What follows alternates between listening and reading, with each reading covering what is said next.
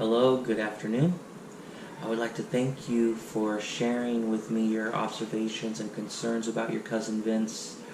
This process is extremely important. The more people involved in his language development ultimately is just gonna help his success in that aspect. You mentioned that he is an advanced, average, above average, proficient student already, and because of that, it's harder to really observe the subtle signs of areas in which he needs improvement. And this traditional formal testing, you've already noticed, doesn't necessarily accurately assess these needs. There's a lot of strategies that students can use. For example, in a multiple choice question, a process of elimination may help you get the correct answer, but it doesn't necessarily help the instructors assess what the student knows or needs improvement on. Including Vince in this process is important. You expressed already that he knows there's areas he needs improvement, and he wants those resources that will help him do that. And the first strategy I'd like to share with you that I want to use with him is using multiple forms of assessment. And this strategy includes Vince choosing some of these assessments along with the teachers that may accurately assess these areas.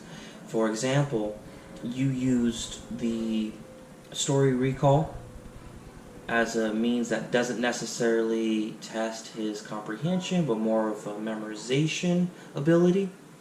Well, if he's using a passage that he has access to read and then he just has to write about it right underneath, of course, that might not actually show his reading comprehension. Using a oral presentation, for example, after reading a passage, he has to present about it. This actually will show him and the instructor areas that he may need improvement. What I like about this is this also uses formative assessment. Formative doesn't necessarily have to be formal. The oral presentation is an informal assessment. It may be a assigned task or just a quickly, hey, show us what you learned.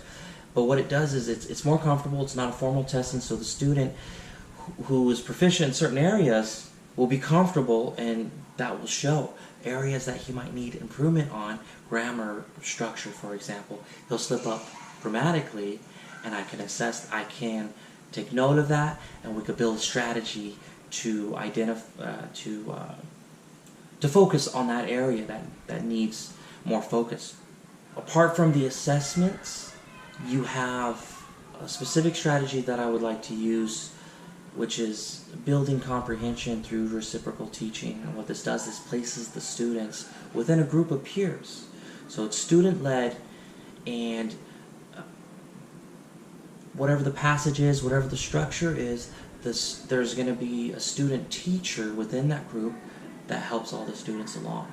So these more proficient students, and the roles change, right? So eventually Vince is going to be that student teacher. And what this does is there's certain strategies that the students use that they don't necessarily use, that the teacher may or may not know about, but just, oh, you know how we do it this way? Well, this is going to help you do it that way. The scaffolds, the students are the leaders, so they know exactly what helps them, and they share these strategies with other students. And so this builds scaffolding from a peer level, and it also introduces having this communication, this discourse about strategies in general in learning comprehension and developing these strategies and sharing them with one another. Now, of course, all these assessments, these strategies, we're going to want to meet again, and we'll have to share feedback, areas in which Vince has shown improvement, and then we could build future strategies going forward. But again, I want to thank you for sharing with me these concerns and observations. These are just a few strategies that I would like to use with Vince, and real soon we'll have to meet up again to discuss how he's doing. Thanks again, and have a good day.